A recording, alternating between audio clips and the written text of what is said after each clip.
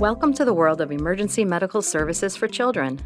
Emergency Medical Services for Children, or EMSC, is the only federally funded grant program that focuses on improving the quality of emergency care for children, thereby reducing death and disability.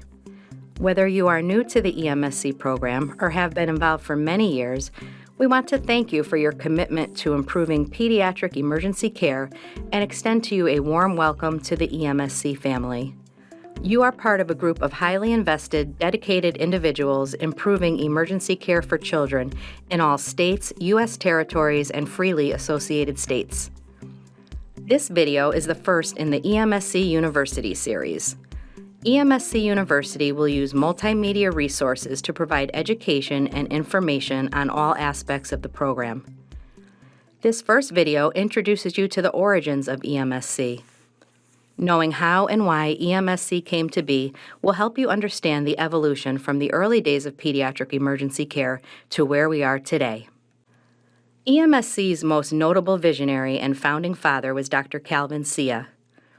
Dr. Sia attended high school in Hawaii and served in the U.S. Army before going on to college, medical school, and back to the Army for a hospital internship. He then returned home to Hawaii for his residency in pediatrics. In 1958, he opened a pediatric practice in Honolulu. The equitable care of children and the education and involvement of parents was at the forefront of his mission. By the 1970s, Dr. Sia was a driving force in the American Academy of Pediatrics, to include the organization's Hawaii chapter, and also served as president of the Hawaii Medical Association. Serving in these capacities allowed Dr. Sia in-depth exposure to Hawaii's emergency medical services and its community emergency departments. Dr. Sia recognized that the differences in children's size, physiology, and social and emotional needs were not being addressed in the adult-oriented emergency medical care being practiced. At this time, the concept of emergency medical services, or EMS, was still fairly new. The Highway Safety Act of 1966 recognized the need for post-crash emergency care on America's roadways, and the EMS Systems Act, which followed in 1973, helped fund regions across the U.S. to create regional EMS systems of care. However, many of the critical illness and injury guidelines being followed were brought back from the expert consensus and experiences learned in the Korean and Vietnam Wars. While these were successful in improving adult emergency outcomes, children's outcomes remained poor. Ambulances did not carry pediatric supplies and equipment. Pediatric training was lacking. Family and caregiver concerns were not being adequately addressed. And children were not responding to interventions such as CPR like adults did. Dr. Sia's findings shed light on the fact that the entire EMS system, from pre-hospital to emergency department and beyond, was not prepared or equipped to handle the unique needs of children and families.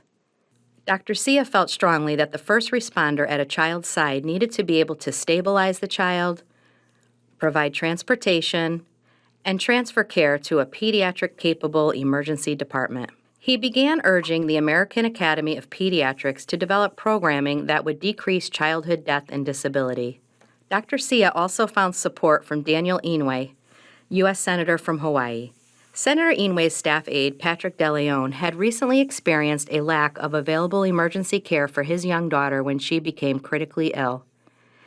Senator Inouye held a seat on the Appropriations Committee at this time, which assigns and disperses federal funding, so his support was crucial in making Dr. Sia's vision a reality. Together, Dr. Sia, Senator Inouye, and Mr. DeLeon drafted a bill to be brought before the United States Congress. They knew that bipartisan support was needed. They reached across the aisle to Senators Orrin Hatch of Utah and Lowell Weicker of Connecticut and found common ground. Both senators also heard stories from their staff members about poor experiences and outcomes with their own children. All agreed that legislation was needed to help ensure that children's unique needs during illness and injury were met. Great efforts ensued, and after much testimony and negotiation, Congress passed the Emergency Medical Services for Children Bill in 1984. $2 million was appropriated in 1985 to the Health Resources Services Administration, or HRSA. The goal was not to create separate pediatric emergency medical systems. Rather, the monies were to be awarded to states that would promote the inclusion of pediatric-specific training and guidelines into existing EMS systems. The first 4 states to receive EMSC funding were Alabama, California, New York, and Oregon. These states were successful in embedding pediatric emergency care into their systems, and this caused a groundswell of support that took hold across the country. Other states saw the benefits of the new EMSC program, and as appropriation and fundings increased, so did the number of participating states.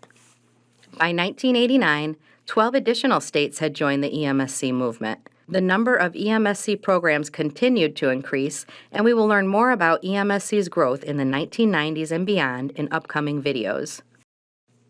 We salute our EMSC founders and the countless others who worked tirelessly to ensure the unique emergency medical needs of children were addressed and met.